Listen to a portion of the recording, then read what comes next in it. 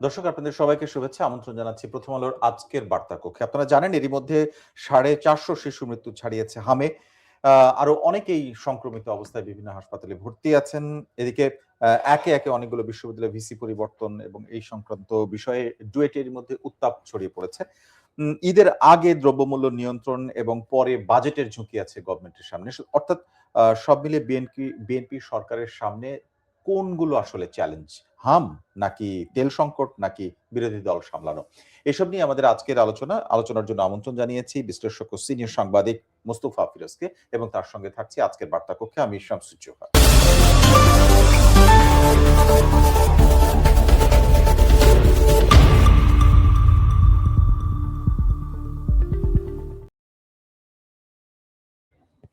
BNP সরকারের চ্যালেঞ্জগুলো কি? আলোচনার জন্য আমন্ত্রণ জানাচ্ছি আমাদের স্টুডিওতে এখন আছেন সিনিয়র সাংবাদিক ও বিশ্লেষক মুস্তফা ফিরোজ। আপনাকে স্বাগত। জি। শুরুতে আমি যেটি বলছিলাম, ১ম এ আমি আসলে কোনটা দিয়ে শুরু করব? শিশু মৃত্যুর কথাটাই বলি। যে ১৫ই মার্চ থেকে ২ মাস পেরিয়েছে। ২ মাসে প্রায় ৪৫০ পার হয়ে গেছে এবং প্রতিনিয়ত এই সংখ্যা বাড়ছে। ধারণা করা যাচ্ছে যে আমরা ৫০০ ছুঁয়ে যাচ্ছে কাছাকাছি। এইরকম একটি পরিস্থিতি তৈরি হলো। হাম সংকটের দায় সম্পূর্ণ সরকারকে নিতে হবে। এটি বিএনপি অ্যা কে দোষারোপ করে এনসিপির নেতা নাহিদ আহমেদী বক্তব্য দিয়েছেন। জামাতও অনেকটা কাছাকাছি বক্তব্য দিয়েছেন। আ সবচেয়ে বড় কথা হলো তারা একটা দাবির কথা বলেছেন যে অনতিবিলম্বে মেডিকেল এমার্জেন্সি ঘোষণা করা দরকার। এরকম একটি বিষয় দাবি এসেছে। রাষ্ট্র সংস্কার আন্দোলন নামে যে সংগঠন তারা বলছে। এখন এই যে দলগুলো যেটি বলছে আপনার কাছে মনে হয় কিনা যে এটি আসলে আ একটা রাজনৈতিক বিরোধিতার জন্যই বলছে নাকি বাস্তবতাটাই আসলে এরকম? না, এই বাস্তবতাটা আবার অদ্ভুত ২ টা বাস্তবতা। একটা তো এমার্জেন্সি অবশ্যই ডিক্লেয়ার করা দরকার। কারণ আমরা তো সরকারি হিসাব জানছি, হুম, তার বাইরের হিসাব কিন্তু আমরা জানছি না। জি। গ্রামে গঞ্জে কি পরিস্থিতি পুরোটা আমাদের আসছে না। যতটুকু আসছে তাতেই তো মানে এটা খুবই আতঙ্কজনক একটা হুম, খবর। তো এই বাস্তবতাটার এতে একটা আসছে যে হ্যাঁ, এটার জন্য একদম জরুরি পদক্ষেপ নিয়ে সর্বোচ্চ চেষ্টা করোনা মহামারী মোকাবেলার মতন যে পরিস্থিতি হুম, বা যে এরকম আ মানে প্রিপারেশন থাকা দরকার সেরকম নেয়া দরকার। আর সবচেয়ে বড় কথা হলো যে আমরা এইটার থেকে যদি আমরা পিছনের দিকে মানে কেন ঘটছে, হুম, কেন হলো? এটাও যদি আমরা যদি মানে হাইড করি বা চাপা দেই, সেটা কিন্তু আবার ঠিক হবে না। কিন্তু আমার কাছে মনে হচ্ছে রাজনৈতিক মহল এটা খুব মানে ভালোভাবে আনতে চাচ্ছে না। কারণ তারা মনে করে এটা আনলে আবার ইউনূস সরকার বা ইউনূসের সাহেবের সাথে যারা ছিলেন তারা বিব্রত হবে।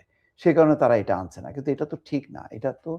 যে এটা তো মানে ডক্টর ইউনূস নিজে করেন না। হুম। তখনকার যে স্বাস্থ্য ব্যবস্থাপনায় যারা জড়িত ছিল, তারা কেন এটা করল না? তাদের উপরে কোন নির্দেশ চাপানো হলো হুম, যে প্রচলিত পদ্ধতি বাদ দিয়ে তারা হঠাৎ করে ওপেন টেন্ডারিং এ গেল? হুম।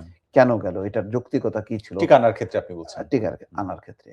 তো সেইগুলির একটা মানে পুরো মা ইয়ে না হলে এক ধরনের তদন্ত না হলে হুম, তার পূর্ব হুম, ইতিহাস এবং যেটা ইউনিসেফের কথা হলো যে এটা ২৩ সালে শুরু হয় তখন হুম, হাসিনা। হুম, আর এটা প্রকট আকার ধারণ করে আ ইউনূস সরকারের সময়। জি। তার মানে এর একটা ধারাবাহিকতা আছে। আগের হুম। থেকে একটা হয়ে এটা আসছে। এখন হয় কি অনেক গ্রাফটা উঁচুর দিকে। হ্যাঁ, হুম, অনেক ক্ষেত্রে যেমন ধরেন এখন টাকা পাচার হইছে। হুম, ইউনূস সরকার বা হুম, বর্তমান সরকারের টার্গেটটা কি পাচারটা ঠেকানো, আর যাতে পাচার না হয় এবং পুরনো পাচারের টাকাটা ফেরত আনা। হুম, তা একইভাবে হামের বিষয়টাও আপনার হলো পুরনো যেই অব্যবস্থাপনাটা সেটা ঠেকাইতে এবং কি কারণে হইলো, কারা দায়ী সেটা আইডেন্টিফাই করা দরকার এবং ভবিষ্যতে যাতে এই ধরনের মানে আরো তো শুধু টিকা তো একটা না, অনেক ধরনের জি।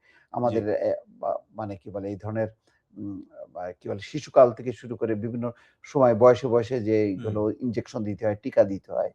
তো সেইগুলোর ক্ষেত্রে যাতে আর না হয়।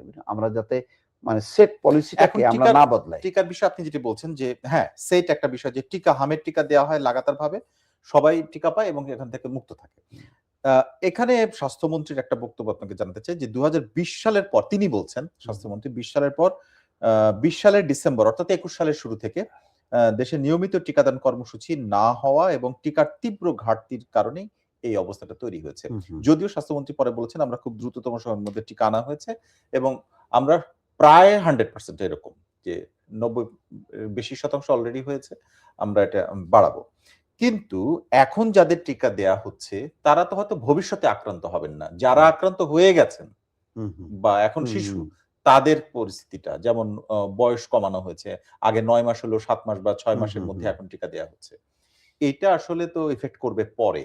তাহলে হুম। যারা আক্রান্ত হচ্ছে তাদের ক্ষেত্রে। Right, exactly. এইজন্য আমি বলছি যে টোটাল বিষয়টা কিন্তু এখানে খণ্ডিতভাবে দেখার কোনো অবকাশ নেই। জি। এই যে আমাদের ধারাবাহিকতাটা ব্যর্থটা হলো যেটা আমরা এই যে আ হাম, আ তারপরে রুবেল অনেকগুলো যক্ষ্মা, তারপরে অনেকগুলি আমরা এগুলি তো আমরা অতীত হুম। স্মৃতি ছিল। কারণ এগুলি এমন একটা ব্যবস্থাপনার মধ্যে ছিল যে সবাই জানে যে কোন বয়সে কোন দিতে টিকা হবে। দিতে হবে। ফলে এটা একটা নিয়মিত ছিল। এইটা কেন প্রাদুর্ভাব ব্রেক ঘটলো? হলো। এটা তো নতুন কোনো অসুখ হুম। না। করোনা যেমন নতুন এটা হতে পারে। নতুন হ্যাঁ, হ্যাঁ। জিনিস। এটার জন্য আমরা প্রস্তুত ছিলাম না। হুম, তাই না? কিন্তু যেইটা আমরা প্রস্তুত, যেটা আমরা একেবারে একটা নিয়ন্ত্রণের মধ্যে হুম। রাখলাম এবং বিশ্বের আর কোথাও এরকম শোনা যায় না। আমাদের ছোটবেলায় টিকা দিয়েছি আমরা। হ্যাঁ, রাইট, হ্যাঁ। এক্সাক্টলি। আমাদের দেশে এটা হুম, নতুন করে আসলো কেন? কোন অব্যবস্থাপনার কারণে? এটা তো অবশ্যই হওয়া উচিত। এটা তো সরকারের জন্য, বর্তমান সরকারের জন্য, বর্তমান সরকার কোনো না, দায়ী না বা তার আমলে হয়নি। কিন্তু পুরো মানে ধকলটা তো হয়েছে তার হচ্ছে সামনে তাকে। পড়ছে। তার অনেকগুলো ধকলের মধ্যে এইটা তো একটা খুবই অনাকাঙ্ক্ষিত এবং বড় হুম, ধরনের একটা চ্যালেঞ্জিং যে কত নির্মম এবং যে আমরা এখন শিশুদের জীবন রক্ষা করার জন্য লড়ছি হুম, বাংলাদেশ। এটা হুম। আমাদের খুবই মানে পিছনে নিয়ে গেল আমাদেরকে। এটা নিঃসন্দেহে গুরুত্বপূর্ণ ইস্যু। এই সরকারকে এটা সঠিকভাবে মোকাবেলা যদি না করা হয়, আ আপনি একটা জিনিসকেও ইগনোর করে আ অন্যগুলোতে আপনি কাভার করবেন, এটা হবে না। ঠিক।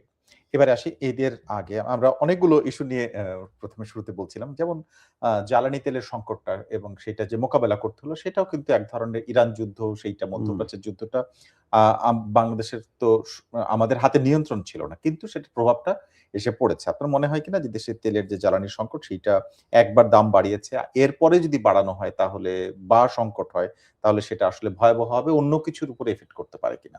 এবং সেটা সামনে ঈদ আছে যেটি বলা হয়েছে যে ২৪ ঘন্টা সব খোলা থাকবে। বেশ কিছু পাম্পের কথা বলা হয়েছে। এটাই আসলে নিয়ন্ত্রণের পথ নাকি এটা আসলে আমরা বড় ভোগান্তির মুখে আছি? অবস্থাটা ছিল এরকম যে দাম বৃদ্ধি হলেও যাতে জ্বালানিটা পায়। হ্যাঁ, হ্যাঁ? মানুষের চাওয়া। তো এখন এই যে দাম বৃদ্ধি হইছে এবং পাচ্ছে যে এতে মানুষের মধ্যে একটা স্বস্তি আছে। কিন্তু ওইটার আরেকটা ইমপ্যাক্ট হলো এই যে আপনি জ্বালানি তেলের দাম বাড়ানোর সাথে তার অনেকগুলো সার্কেল আছে। সমস্ত হুম, সার্কেল গুলোতে সেগুলি পৌঁছায় যাচ্ছে এবং তখন আপনি মূল্যস্ফীতির মধ্যে পড়ে যাচ্ছেন। হুম, জীবন ব্যয় বেড়ে যাচ্ছে। তো সেটা মোকাবেলা করতে গেলে আপনার সেই প্রস্তুতিগুলি তো নেই। এমনিতে আপনি কলকারখানাগুলি দেখেন, আ আ অনেক কলকারখানা কিন্তু বন্ধ হয়ে আছে। ছোট, হুম, মাঝারি অনেক যেগুলো আমরা মানে খোঁজও নেই না, জানিও না। এমনি অর্থনীতির অবস্থা ভয়ংকর। বড় শিল্পোদ্যোক্তারা পর্যন্ত হিমশিম খাচ্ছে এবং তারা চিন্তা করতেছে এই অবস্থা থেকে উত্তরণ হবে কি করে? কারণ ব্যাংকের সাপোর্ট পাচ্ছে না। দেখা যাচ্ছে যে ৳৫০০ টাকার একটা প্রজেক্ট ৳৫,০০,০০,০০০ টাকার জন্য সে ফেল করে হুম, যাচ্ছে এবং ওই ৳৫০০,০০,০০,০০০ টাকার প্রজেক্টের সাথে কত মানুষ জড়িত আপনি কল্পনা করেন। হুম। তো ফলে এখন আ আপাতত ঠেকানো গেছে। সেটা হচ্ছে কিন্তু তেলের তেল দাম। দেখেন এখন ঈদের সময় এমনি আমাদের দেশে যেকোনো আ মানে ভোজ্য তেল সহ কাঁচা বাজার এইসবের ব্যাপারে একটা চাপ থাকে মানুষের কেনাকাটার সময়। এই সময়ে মানে ২-১ টা পণ্য ছাড়া বাকি সবগুলো সবজির ক্ষেত্রে সব ৳১০০ র হুম, বেশি হুম। দাম প্রতি কেজি। এটা তো সাধারণ মানুষের উপরে বিশাল চাপ। এই চাপটা আসলে কতদিন সহ্য করবে? এটার মানে নিয়ন্ত্রণ করা দরকার কিনা? এটা নিয়ন্ত্রণ করা দরকার। এটা তো বা একটা বৈশ্বিক ব্যাপারও আছে। যদি আ তেলের দাম কমতে না থাকে তাহলে তো এই পরিস্থিতিটা হুম, সামাল দেওয়া সত্যি কঠিন হয়ে যাবে আমাদের হুম, মতন দেশে। কারণ আমাদের এমনিতেই গত ১৫-১৭ বছরে দুর্নীতি, লুটপাট, টাকা পাচারের এতে অনেকগুলো ব্যাংক দেখেন যে পঙ্গু ব্যাংকগুলো ১৮ মাসেও হুম, কিন্তু সোজা হইতে পারে নাই। হুম, এখনো হুম, পর্যন্ত ওইভাবে বেহাল হয়ে আছে। হুম, আপনি দেখছেন আমানতকারীরা পর্যন্ত এখন চট্টগ্রামে বিভিন্ন জেলায় অবস্থানের পর এখন কেন্দ্রীয় ব্যাংকের সামনে এসে অবস্থান হুম, নিচ্ছে। তো এই একটা জিনিস দিয়েই তো আপনি দুরবস্থার পুরো চিত্রটা করবেন। তার মানে ব্যাংকগুলিকে দাঁড়ান করানো যাচ্ছে না, গেল না। হুম, এত চেষ্টার পরেও আপনি তো রাজনৈতিক সরকার ছিল না। হুম, বিশেষজ্ঞ সরকার ছিল। হুম, সেই বিশেষজ্ঞ সরকারও কিন্তু পারল না।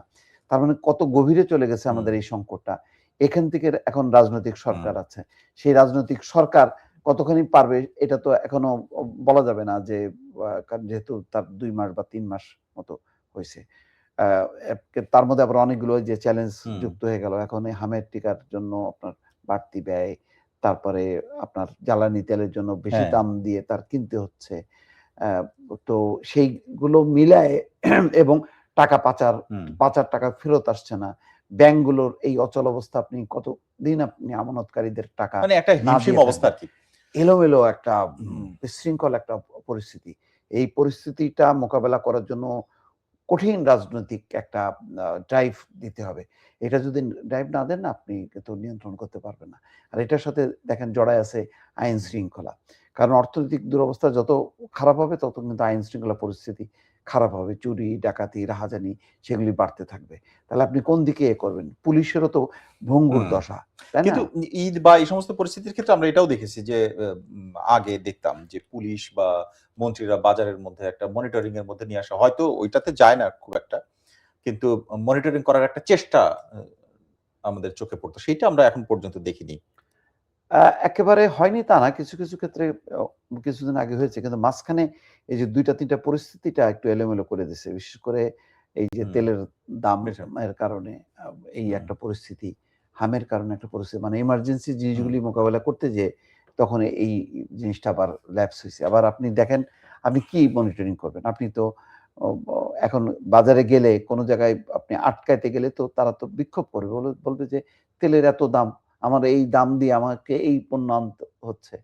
তো হুম। সেখানে কি মনিটরিং একটা করবেন? হযবরল অবস্থা। মানে এখনো হ্যাঁ। একটা কোন সিস্টেমের মধ্যে সত্যি কথা বলতে কি এখন নেই। আচ্ছা, আমি নিয়ন্ত্রণবিহীন। এবারে ২ টা দিক গেল যে একটা হচ্ছে শিশু মৃত্যু কর আ মানে হামের ক্ষেত্রে। তারপরে হচ্ছে জ্বালানি তেলের দাম। কিন্তু বিশ্ববিদ্যালয়গুলোতে দেখলাম বিশ্ববিদ্যালয়গুলোতে একই সাথে ১১ টা বিশ্ববিদ্যালয়ের ভিসি পরিবর্তনের একটা সিদ্ধান্ত এবং তার আগে দেখলাম ৬ টা বা ৭ টা বিশ্ববিদ্যালয় এবং যেগুলো ৭ টি বিশ্ববিদ্যালয়। তাহলে ১১, ৭ প্রায় ১৮-২০ টা হুম। বিশ্ববিদ্যালয়ের একসাথে পরিবর্তনের সিদ্ধান্ত।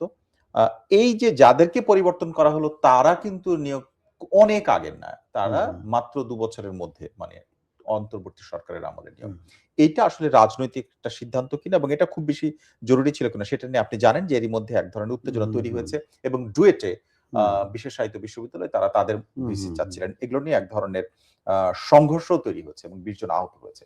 এই যে পরিস্থিতিটা এটা মানে খুব বেশি প্রয়োজন ছিল কিনা? হ্যাঁ, প্রয়োজন ছিল আবার ছিল না, এটার একটা ২ টা দিকই হুম, সামনে আসছে। যেমন আ ইউনূস সরকারের সময় স্বাস্থ্য খাত, শিক্ষা খাত অনেকটা জামাত কন্ট্রোল করছে। হুম, বিভিন্ন বিশ্ববিদ্যালয়ের ভিসি তাদের মতন হুম, করে তারা নিয়োগ করছে। বিএনপি যেহেতু একটা রাজনৈতিক সরকার, সে তার দৃষ্টিভঙ্গিটা হ্যাঁ, এপ্লাই করতে গেছে। কিন্তু যেইটা মানে ঢাকা পড়ে গেছে বা পিছনে চলে গেল, সেটা হলো দক্ষতা, যোগ্যতা, পেশাদারিত্ব। হুম, সেই ক্রাইটেরিয়াটা কিন্তু আসলো না শেষ হুম। পর্যন্ত। পাল্টাপাল্টি হইল। যেমন আ উম ডুয়েটে যেটা হলো, ডুয়েটে কারা বাধা দিচ্ছে? ইস সেখানকার হ্যাঁ, ইসলামী ছাত্র শিবির হুম, প্রধানত। সাধারণ ছাত্রদের এদের দেখবেন যে সবসময় ব্যানারটা রাখে তারা সাধারণ হুম, শিক্ষার্থী। কিন্তু আসলে পরিচালনা করে হচ্ছে এবং যুক্ত থাকে আ ইসলামী ছাত্র শিবিরের সদস্যরা। পুরো শিক্ষা প্রতিষ্ঠানগুলোতে তাদের এখন রাজত্ব বা করায়ত্ত। তারা প্রশাসন চালায়। রাজশাহী বিশ্ববিদ্যালয়ে আ আ মানে কোন চেয়ারম্যান থাকবে কি থাকবে না, রুমে যেয়ে তারে হুম, পদত্যাগ করতে বলে। তাই না? টেলিফোন করে হুম, এবং শিক্ষকদের সবাই যে সেখানে তালিকা হুম, প্রকাশ করে যে এরা আওয়ামী লীগের দোসর। এই ঘটনাগুলো তো ঘটছেই। ঘটেছে। এবং তার কারণে কিন্তু সেই অ্যা জিএস কি সালাউদ্দিন আম্মার, তার বিরুদ্ধে কিন্তু কোনো ব্যবস্থা নেয়নি। এই ধরনের তো আপনি সেইরকম একটা অবস্থা থেকে আপনি ডুয়েটে আপনি বিরোধিতা করছেন কি কারণে? সে কি অযোগ্য বা পেশাদারিত্বের বাইরে? সেটা নিয়ে আপনি কোয়েশ্চেন করতে পারেন। নীতির প্রশ্ন তুলতে পারেন। কিন্তু সে তো যতটুক জানি শাহজালাল বিশ্ববিদ্যালয় থেকে তিনি জি, আসছেন। তো তিনিও তো তাহলে ওই একেবারে ইঞ্জিনিয়ারিং বিষয়ে জানেন না, তা তো না। একেবারে ওই হুম, বিশ্ববিদ্যালয়ের কেউ হইতে হবে। আপনি এই ক্রাইটেরিয়া ঠিক করতে পারেন। এটা হলো নীতির ব্যাপার। আপনি নীতির প্রশ্নে বলতে পারেন পেশাদারিত্ব দরকার, যোগ্যতা, হুম, দক্ষতা। তো সেই ডিসকাশনটা কি করবে শিক্ষার্থীরা নাকি শিক্ষকরা করবে? কর্তৃপক্ষটা কি? হুম। তো সুতরাং আপনি সরকারের একটা কাজে আপনি হস্তক্ষেপ করতেছেন। কারণ এটা সরকারের এই দৃষ্টিভঙ্গিটা নিয়ে আমি আলোচনা করতে পারি যে সরকার কেন সেই রাজনৈতিক নিয়োগটা দিচ্ছে। আচ্ছা, তাহলে আপনার কাছে কি মনে হয় কিনা যে বিশ্ববিদ্যালয়গুলোতে আ জাতীয় নির্বাচনের আগেই বিশ্ববিদ্যালয়গুলোতে ছাত্র প্রতিনিধি নির্বাচন হলো। এবং আমরা দেখলাম মোটামুটি বেশি মাত্রাতেই আমরা দেখেছি যে বেশি মাত্রায় মানে কি ছাত্র দলের খুব একটা জয় একেবারেই নাই, দু একটা খুবই মানে এটা উল্লেখ করার মতো না। ছাত্র শিবির ছিল, কাজেই তারা ছাত্র প্রতিনিধির ক্ষেত্রে শক্তিশালী, কাজে বিশ্ববিদ্যালয় প্রশাসনের ক্ষেত্রে ছাত্র প্রতিনিধিদের যে দল অর্থাৎ জামাত ইসলামী একদিকে, আরেকদিকে হচ্ছে বিএনপি যেহেতু সরকার পরিচালনা করছে, কাজে তারা ভিসি নিয়োগ দিয়ে প্রশাসনের একটা নিয়ন্ত্রণ, এরকম কি আসলে মুখোমুখি একটা ব্যাপার হয়ে যাচ্ছে কিনা? তাই কিছুটা। কারণ দেখেন ছাত্র দল তো কখনো ছাত্র দল নামেই মানে তারা রাজনীতি করতে যে তারা টিকতে পারে নাই। এখন ছাত্রলীগের দুইটা অংশ, সেই ছাত্রলীগের মধ্যে ছাত্র শিবির তারা অপ্রকাশ্যে, ফলে যেই ছাত্রলীগ চলে যাচ্ছে তখন বাকিরা বলতেছে আমরা তো আসলে শিবির, তার মানে তারা কিন্তু রয়ে গেল, কিন্তু ছাত্র দল যে সেই 15 বছর ধরে তারা ক্যাম্পাসেই ঢুকতে পারলো না, ফলে তারা তাদের রাজনীতিটা করতে পারলো না, কিন্তু শিবির এক ধরনের গোপন রাজনীতি করে তাদের অবস্থানটা ঠিক রাখলো, সময় মতো তারা জানান দিল। এই ঘটনার কারণে শিক্ষা প্রতিষ্ঠানগুলো আদতে তারা এখন পর্যন্ত নিয়ন্ত্রণ করছে। কিন্তু শিক্ষার্থীরা, আমার কথা হলো যে কোন শিক্ষককে নিয়োগ দেবে, কাকে ভিসি করবে, কি করবে না, এখানে তো শিক্ষকদের কোনো বিষয় না। শিক্ষকরা হলো তাদের ছাত্রদের কল্যাণে যেই সুযোগ সুবিধাগুলো সেইগুলো নিয়ে ফাইট করার কথা। তারা কেন প্রশাসনিক কাজে হস্তক্ষেপ করতেছে, যেটা আমরা রাজশাহী বিশ্ববিদ্যালয়ে দেখলাম।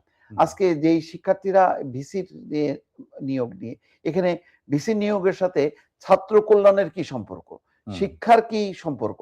আর ভিসি তো সরাসরি তো সে তো একটা প্রশাসনিক পদ, সে তো এমন না যে আমার ডিপার্টমেন্টের একটা অযোগ্য শিক্ষককে নিয়োগ দেওয়া হয়েছে, বিষয়টা তো তা না। ভিসি তো প্রশাসনিক পদ, তো এতেই বোঝা যাচ্ছে একটা মোটিভটা খারাপ। এটা যদি আপনি এস্টাবলিশ হয় তাহলে আপনি কোনো বিশ্ববিদ্যালয়ে আপনি আপনার মতন করে ভিসি করতে পারবেন না। আগে ছাত্রদের সাথে কথা বলতে হবে, মানে শিবিরের সাথে কথা বলে ভিসি নিয়োগ করতে হবে। এই পরিস্থিতি কেন হবে আমার প্রশ্ন। আচ্ছা, এখন আপনার কাছে কোনোভাবে মনে হয় কিনা যে আগামীতে আপনি জানেন যে দুটো দিক। জাতীয় নির্বাচনকে যদি মাঝখানে রাখি, জাতীয় নির্বাচনে আ ভূমিধস জয় যাকে বলে সেটাই হয়েছে। ২০০ র বেশি পদ সিট পেয়ে বিএনপি। কিন্তু বিএনপি একদিকে বিশ্ববিদ্যালয়গুলোতে খুব ভালো করতে পারেনি। আবার আগামীতে স্থানীয় সরকার নির্বাচন, সেখানেও এরকম একটা সম্ভাবনা তৈরি হতে পারে কিনা যেখানে পার্টির হয়তো মানুষ জানবে কিন্তু পার্টির লোগো, সিল ব্যবহার করে তো এই নির্বাচনটা হবে না। সেক্ষেত্রে এখানেও আসলে এক ধরনের টানাপোড়েন তৈরি হচ্ছে কিনা যেটা ক্যাম্পাস কেন্দ্রিক নির্বাচনের ক্ষেত্রে হয়েছিল। স্থানীয় সরকার নির্বাচনের ব্যাপারে সরকারের একটা ভুল পদক্ষেপ আমি মনে করি, সেটা হলো যে নির্বাচনটা অতি সত্বর হওয়া দরকার ছিল নির্বাচিত প্রতিনিধিদের। এখানে প্রশাসক নিয়োগটা গণতান্ত্রিক আকাঙ্ক্ষার সাথে সামঞ্জস্যপূর্ণ না। এই প্রশাসকদেরকে দীর্ঘদিন রেখে সেখানে বিএনপি রাজনীতিটা দুর্বল হবে।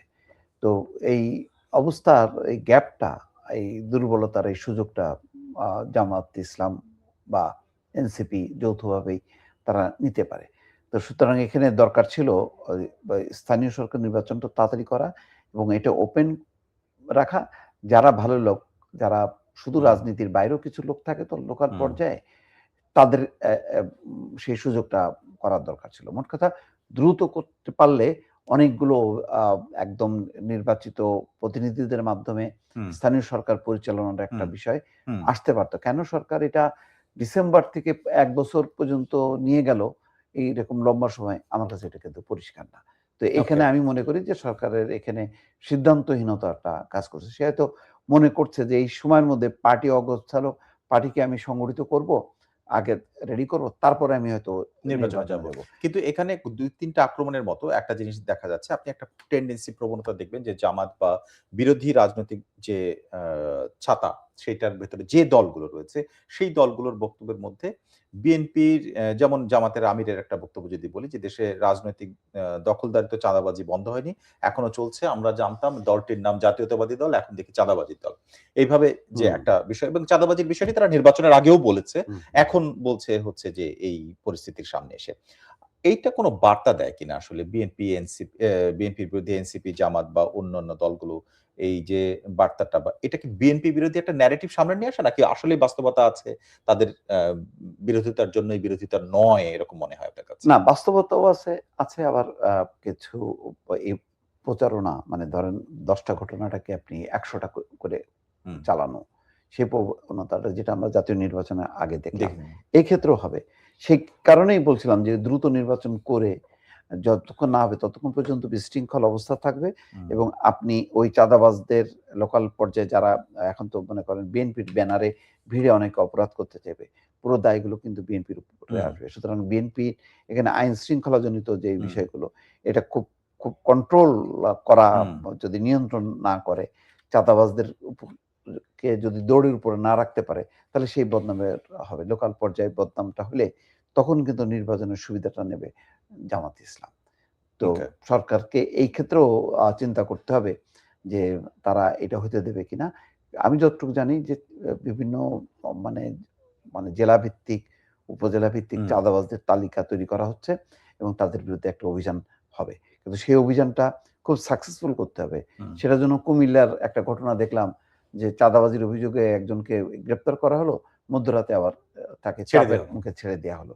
এগুলি যদি চলতে থাকে তাহলে কিন্তু আইন শৃঙ্খলা পরিস্থিতি বলতে থাকবে না এবং এই চাঁদাবাজরা আরো বেপরোয়া হবে যে আমি সরকারি মানে ক্ষমতাসীনদের ছত্রছায়ায় থাকলে আমি নিরাপদ হব এবং আমি বেপরোয়াভাবে এই এই যে কর্মকাণ্ডগুলো ন্যারেটিভটা যে করতে পারবো। সরকারি হুম, দলের সাথে থাকলে আমি স্থানীয়ভাবে খুবই বেপরোয়া হুম, থাকতে পারবো এবং এইটা তো আমরা আগেও দেখেছি। মানে হুম। এটা তো একটা প্রবণতা প্রায় বাংলাদেশের প্রবণতা। বাংলাদেশের রাজনীতিতে আছে। এখন আমার প্রশ্নটা হচ্ছে এই যে স্থানীয় সরকার নির্বাচনের ক্ষেত্রে এই আলোচনাটায় এভাবে যে একটা দলের ছাতার মধ্যে দলের প্রতীক বা ব্যানার ইউজ করছে না তারা। হুম, কিন্তু হুম, সবাই জানেন যেহেতু হুম, স্থানীয় পর্যায়ে হুম। যে তারা আসলে কোন দলের জি, জি, সাপোর্টার। জি। এখানে যেমন জামায়াতের আ প্রার্থীরা জামাতের হয়ে প্রচার করবে বা তারা তাদের লোকজন তাদেরকে সহযোগিতা করবে। বিএনপিদের আপনার কাছে মনে হয় কিনা যে আওয়ামী লীগ নাই কার্যক্রম স্থগিত নিষিদ্ধ একটা দল। কিন্তু তাদের অনেক নেতাকর্মী স্থানীয় পর্যায়ে আছেন যাদের মামলাও নাই বা এমনিতেই হুম, হুম। এলাকায় আছেন। তারা এই বিষয়টার মধ্যে অংশগ্রহণের সুযোগে ঢুকে যাবে বা থাকবে কিনা বা হ্যাঁ, পাবে কিনা সুযোগ? হ্যাঁ, ঢুকে যাবে এবং এটা তাদের জন্য একটা ভালো সুযোগও বটে। হুম, যে তারা ইন্ডিপেন্ডেন্ট ক্যারেক্টার নিয়ে তারা আ হুম, চলে আসতে পারবে এবং আমি ধারণা করি অনেক মানে আওয়ামী লীগ সমর্থিত লোকজন তারা জয়যুক্ত হবে। কারণ স্বাভাবিকভাবেই গত ১৮ মাসে ইউনূস সরকারের কর্মকাণ্ডের কারণে বর্তমানেও এখনো যে এরকম অ পরিস্থিতি তৃণমূল পর্যায়ে, আ সেই কারণে আওয়ামী লীগের প্রতি একটা মানুষের sympathy গ্রো করছে।